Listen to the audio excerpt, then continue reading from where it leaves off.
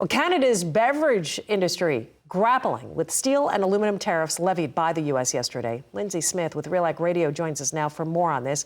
Lyndsey, thank you for being here. Well, we know that there are tight margins across the board for producers on both sides of the border right now. When it comes to the beverage industry there in Canada, what is the latest?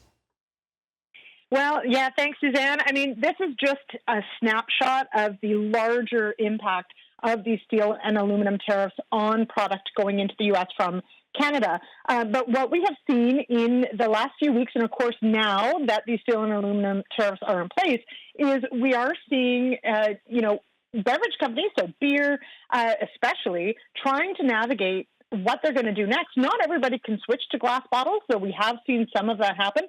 But the aluminum that Canada produces gets sent to the U.S. The U.S. does an amazing job making it into beverage containers, into beer cans. Those cans are then bought by Canadian brewers and, of course, made to package that beer and sell it.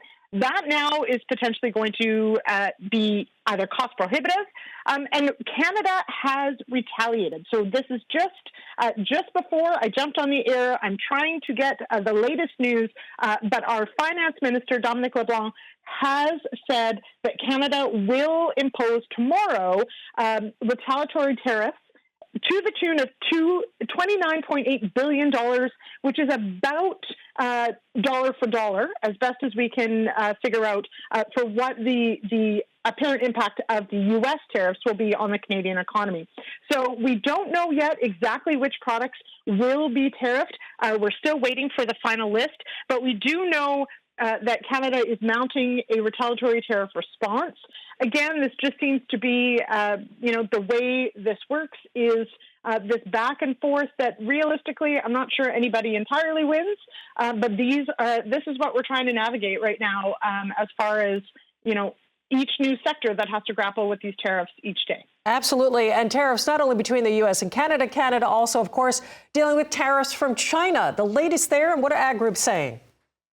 Well, that's correct. So not only are we, trying to work this out with our closest neighbor, but Canada is in a very precarious position here in between China and the U.S.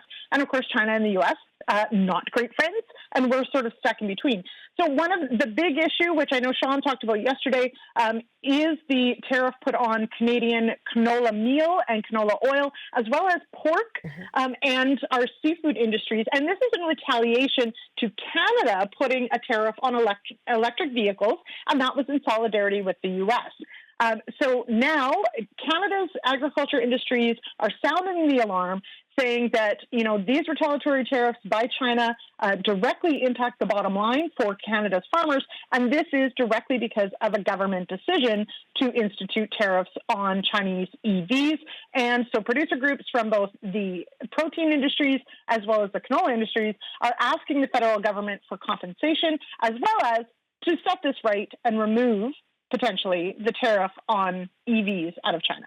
Yeah, constantly evolving, and these tariffs, for many of them going in, how long will they last? That is a big question, and like I said, it is a fluid situation. But Lyndsey, thank you so much for the time and for joining us. Lyndsey Smith with Real Ag Radio. And you want to catch their show, Real Ag Radio. It airs at 4:30 p.m. Eastern weekdays on Rural Radio Channel 147. That's on Sirius XM. Love having their team join us here on Market Day Report. Well, this Real Ag Radio update is brought to you by Economics. You can go to nutrient-economics.com for the latest crop nutrition research and information.